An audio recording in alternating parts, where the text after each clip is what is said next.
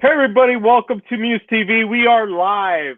Once again, it is Friday, and we're here for the WandaVision review show with Tatiana Ramirez, Malik Patterson. What did you guys think of today's episode? Like you said before, it felt almost like a filler. I mean, there were moments that I actually thoroughly enjoyed. Like I love how they didn't hold back any questions or any punches. They completely just outright said, "Hey, this is a complete opposite Pietro from Fox, not from the MCU." And everybody kind of came to an understanding that this is not the same person, even though fast forwarding to almost the end of the episode, they're still showing the dead version of him from the MCU. So I thought that was pretty interesting. And just how they answered questions, but then kind of left us on a cliff. Like a lot of questions were being answered, but it wasn't fulfilling. I didn't get that fulfillment of the episode. And when I finally was getting that fulfillment of the episode, it ended. I hate the please stand by at the end. I hate it so much. Mm-hmm.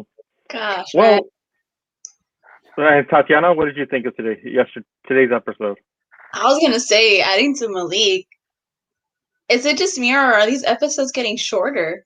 Because I felt like this episode was short, and the same with the ending. I was expecting more. Right when I was really into the show, my jaw was probably dropped the whole episode, and then it's like stand by. It's like no, the answers were about to I don't know. I was expecting more. Yeah, and let's get to the beginning when it started. We'll go through the whole episode since I believe it was only 37 minutes. So that means it was about maybe 29 minutes of actual footage that was shown, like actual show. So it started off with the Malcolm in the Middle type of inspired opening for the 90s, because this time we're based in the 90s. It's Halloween. You see them all dressed up in costume.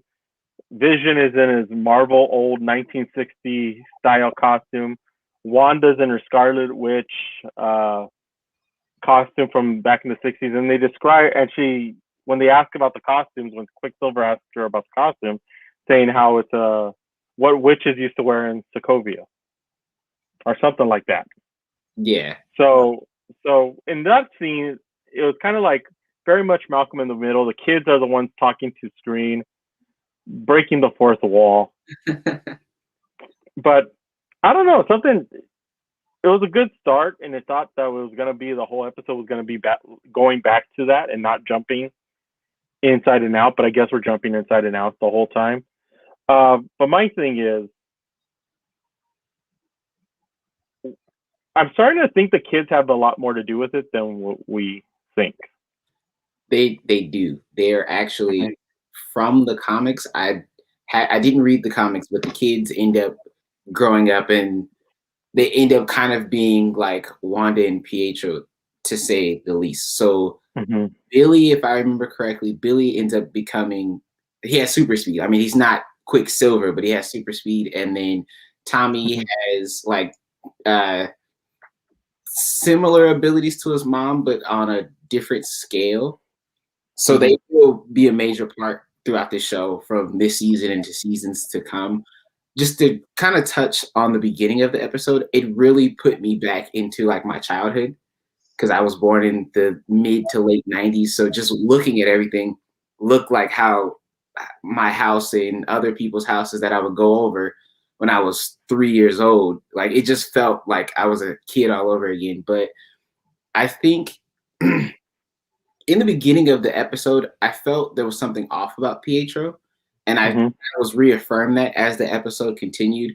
He seemed more like the way he would speak seemed more robotic. It didn't really seem if he was all the way there controlling what he said. And I understand that Wanda has a lot to do with people and how to control them, but I felt like she would give him more free range of what he would say and do. But then he kind of felt, there was something about him that just threw me off. Yeah, exactly. And Tatiana? Yeah, the fact, what Pedro is what caught me off guard was the fact that he was like, how did you do this? Like, how did you create all this? So it's like how does he know? It's not like other characters where like they're programmed to see. Yeah, and that's what the next, like, pretty much it was like in 3 parts, and that's one of the parts that was really interesting is that they're at a Halloween festival for the town, and Wanda and Pietro are talking, and that's when he brought up the good point that said, "How did you do this? How did you make this happen?" But what's interesting is that, like Malik said, you see the Pietro that got shot and killed in Age of Ultron, but it's him with the exact same bullet marks that he had. Right. Which led me to believe that Wanda isn't completely in control of what's going on. Because now, like, a lot of people were trying to guess. I was on a podcast last night, and I'll give props to my friend, my friends over there at Nerd Report with Louis Lecca and everything. And we were talking about this. It's starting to seem like it's either Mephisto or Nightmare that are the villains, and I'm thinking it's Nightmare. I thought it was Mephisto. Something. Yeah. It might be Mephisto, but I don't really know Nightmare as much, so that's why I'm going with the one that I might know. But it's definitely it's somebody else that is controlling Wanda. And just a quick like backtrack. I loved how they brought Vision's original costume back. I mean, it looked corny, but I thought that was a pretty like homage to the original. But when she expanded everything, it didn't look like she was in control, especially when Pietro asked her, like, how did you do it? She looked lost herself. She looked like she was almost kind of under some kind of spell, and she just so happened to wake up in this universe and just so happened to have like control over it almost. Yeah, and just a little reference, Nightmare is like the Freddy Krueger of the Marvel Universe. Oh, okay. So that's why I was kind of like, this kind of makes sense. Especially after he says, when Pietro tells Wanda something, and Wanda puts a blast on him and pushes him into the hay about Vision, because Vision senses something's up, and he's been sensing something's up. So he goes out, he goes looking around, and he finds Agnes parked there, gets Agnes off of whatever spell, and she's like almost going nuts. Right. I feel like she knows more than before she got put into this universe, because the way she was laughing, the way she was, it was something about her. I think she knows her, and then the original neighbor, I can't think of his name, the guy that was playing Frankenstein, the security. I think them two are the two people that know a lot more than just being under Wanda's spell. Yeah, that's something I wanted to bring up too. You know, the fact that we see Agnes quite more, and the fact that, you know, in the intro she comes out like if she's part of the family. That's kind of to see what role does Agnes have here. And, you know, Vision was quite smart. The fact that he said that he was going to be neighbor watching, when in reality that was his way of, you know, roaming around the community and seeing what's up. Yeah. But it's funny that right after he goes with Agnes, he goes to the border to find out what's on the outside. So at least in this episode, we know Vision is dead. He's really dead. Because when he tries to get out of the barrier, he's being torn apart as the more and more he's going outside of the barrier. And we're seeing him literally go piece by piece, being pretty much destroyed. Yeah. So we know Vision is like he's dead. Correct. Yeah. He also flushed. I mean, to me, when he was stepping out, he looked like he was losing his color. The Vision Stone in his head looked like it wasn't so bright. It looked, I mean, of course, you know, he was being pulled piece by piece, but even when we first see a glimpse of him outside, he just looked like he was gonna die within a matter of seconds, which is what, of course, Darcy said, but they're so shocked by him, they were just kind of watching instead of trying to help him, when in reality, I think if anybody's going to really help, I think it's going to be Vision helping them control Wanda, because he's the only person that can kind of reel her under control, because as we can see throughout this episode, Pietro's just another child. He's not really like an adult-like figure in the show.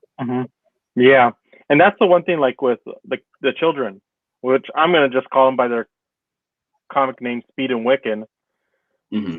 Like you could see like Speed's running around and everything. You see him, but Wiccan's like kind of like could hear his dad in pain, and you could see where Wanda's like talking to him and like telling him to concentrate, because you could tell they have the same power, close to the same powers. And to concentrate, and that's how they know that Vision was on the edge, trying to go out. So, and then chaos just ensues from there, because like Darcy was handcuffed to a car. Wanda goes nuts, and you see the red eyes and pushes the expanding. Who knows how far she expanded it to, but she expands the hexagon that's more like a square now, and just to save Vision, because I guess there was no way to get there in time to pull him back in. Yeah. So that's the way the show ended. That everybody from Sword got engulfed, turned into like a circus on the outskirts of town, and you see I don't know if it was Monica Rambeau and the commander, because I don't remember who was leaving and trying to get away. But and that's where it ends.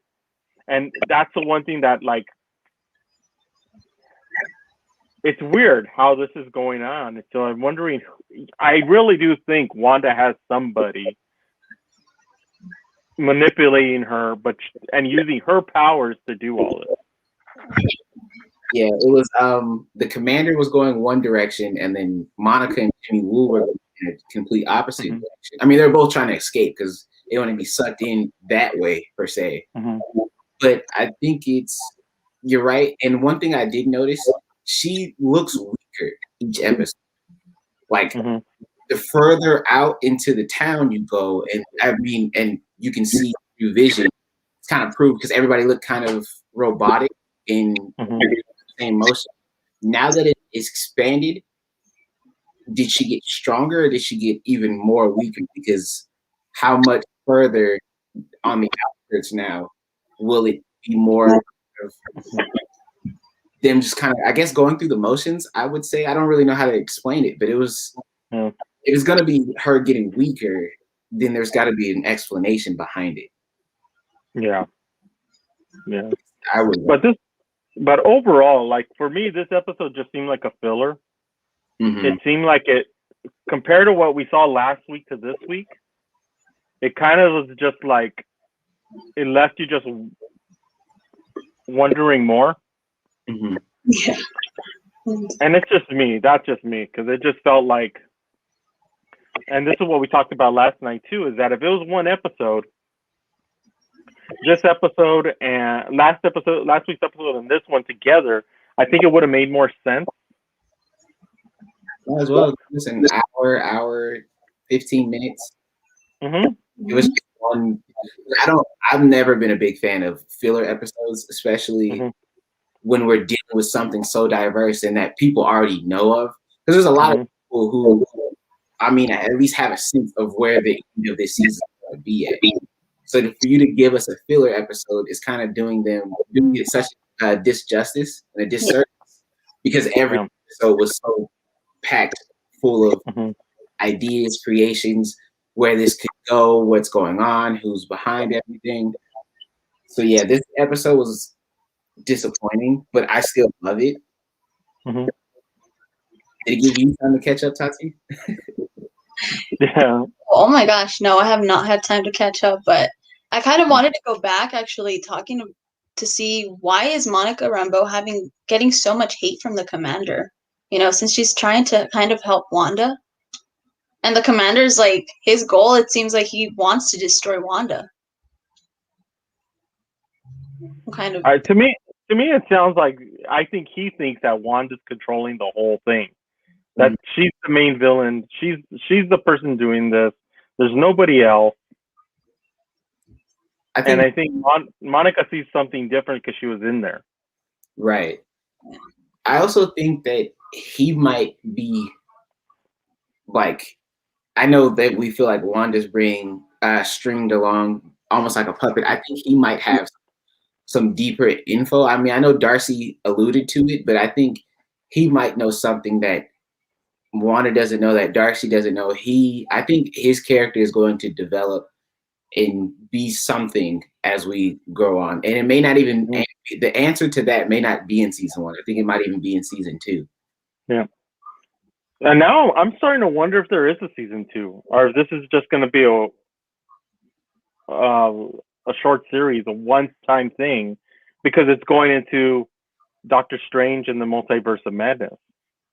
So I'm wondering, like, what is this, just a one-off, and that's it? One season to lead into the film, or what? I don't know. But what gets me, though, there's only 3 episodes left.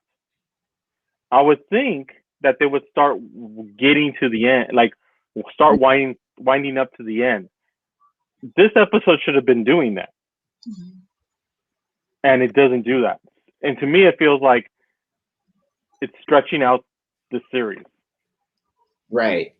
And I would agree if it was a one-off if we didn't get this episode. Like if somebody was to say, hey, this is only going to be a 1-season type of mini series, I would completely be on board episodes 1 through 5. But this one makes me seem like, okay, well, is next episode kind of be like, okay, we're going to give you a little bit more, but it's going to be more filler. And then episode 8 and 9 are going to kind of wrap it up. But I mean, if you wrap it up in just 2 episodes, wouldn't you think they would have to be like longer than normal? I would think they would have to be roughly about 45 minutes of actual like screen time. Yeah. I would think. Yeah. Tatiana, have you seen any of the commercials yet? Because it seems like Disney, because they didn't do this with The Mandalorian, so it makes me think that it was another marketing team. But with this show, the marketing team that's doing it for this show seems to be giving a lot of info before the show airs. And I don't know if both of you have seen that on Twitter, on social media, in commercials, that they're giving a lot. Yeah, they are giving a lot away. I also heard. Well, I'll let Tati go first, and then I'll say. Well, I haven't seen any of the commercials, but the recap definitely kind of gave like a mix of everything, and it feel like it really answered, like gave out the whole show just with that recap. Malik?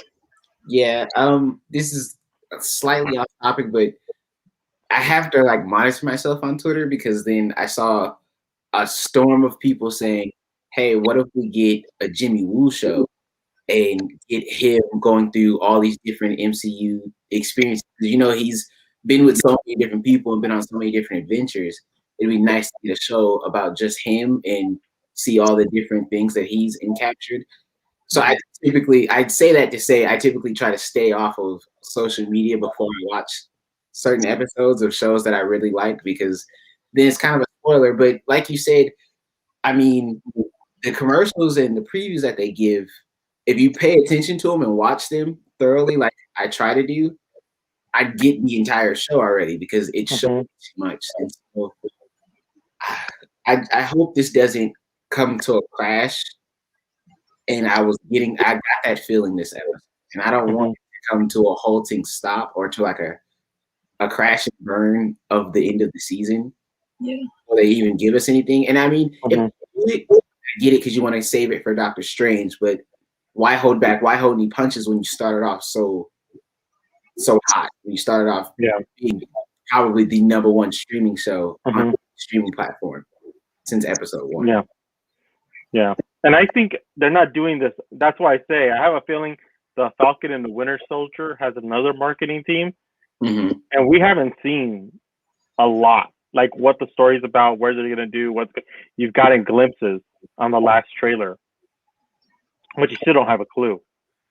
And I'm hoping they don't do that with Falcon and the Winter Soldier, because already I'm excited about that show because it looks really, really good. But like with this one, I'm hoping with these last 3 episodes that they don't do like there's no more fillers. They start going full steam towards episode 9, and hopefully episode 9 will be an hour episode instead of 37 minutes. Even 45 minutes would be better than what we got, just to see what the hell's going on, because it's like this one just like if I didn't watch this episode, I'd be fine with that without watching it. You don't really learn much in this episode either. Mm-mm. So yeah, exactly. It just kind of reaffirms everything. Like, I'm pretty sure we all could have came to a conclusion. Vision steps out of the bubble, or steps out of the hex, which is now like a big rectangle almost. Mm-hmm. Guys, the only thing that was intriguing to me was Pietro's character, because of the glimpse of him being dead, because they alluded to him being not from the MCU, him being from Fox, and then they showing him that he's dead. It's like, okay, so now we are getting an intertwined version, but how are they going to spin that continuing on? Mm-hmm. We get mutants like we said, or is it just his character? Yeah. But overall, to end this show, because there wasn't much to talk about to begin with, so it's going to be a little shorter. But overall, what did you think of this episode? Let's do a letter grade from A to F. Tatiana, what did you give it? C-. Malik? I was gonna give it a B-. I gave it some hope, some light. Yeah, I gave it a C because I could do it. Was great to have it, but I could have done without it. So I'm right in the middle of the road where I could just thrown it out either way and it would have been fine. But no, my grade, I gave it that grade. I'm an impatient person, and I'm expecting these episodes, to answer my questions. But this episode definitely brought in more questions, and I want them answered already.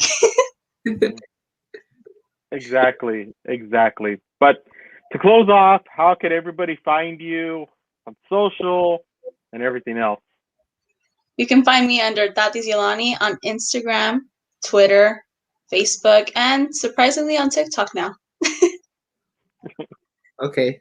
I know we were creating TikToks too. I mean, if I did, I would just create one just for the fun of it. But you can find me at Malik on Ox. The next episode, I just kind of put it in the description. That way that way it's easier. You just kind of copy and put it in there. But on all social media, Malik on Ox. On Facebook, Malik Patterson. It's real simple. And then you can find Boss Man over there. Yeah, and I'm at Muse TV. I'm Muse Mike at social media. You will not find me on TikTok because I just don't. But we'll end it up with that. Thank you so much for watching, everybody. Don't forget to like, subscribe, check out musetv.net, check out Muse Bites on Instagram and TikTok. We are going to be doing some new things. We're going to be expanding on some stuff, especially for Falcon and the Winter Soldier. So if you're on Clubhouse, stay tuned because we're going to do something big at Clubhouse. I'm just warning you now. With a bunch of people from YouTube who we're bringing in and our staff, it's going to be, I'm going to tell you, it's just going to be a lot of fun. We may be a 24-hour show. So I don't know. We may have to drink a lot of Coke. Get our Pepsi, get our Dr. Pepper, because it's going to be a long show. So stay tuned. We'll let you know, hopefully within the next week or two, on how everything's going to go. But once again, thank you for watching. We'll be back next Friday, hopefully for a better episode 7. And it'll be, unfortunately, Tatiana will not be with us next Friday, but she'll be back the week after. But it'll be me and Malik, and maybe we'll bring in a couple of special guests. Who knows, to take over for Tatiana, because I kind of like this 3 aspect ratio. So cool. But thank you so much, and we'll see you next time here on Muse TV. Bye.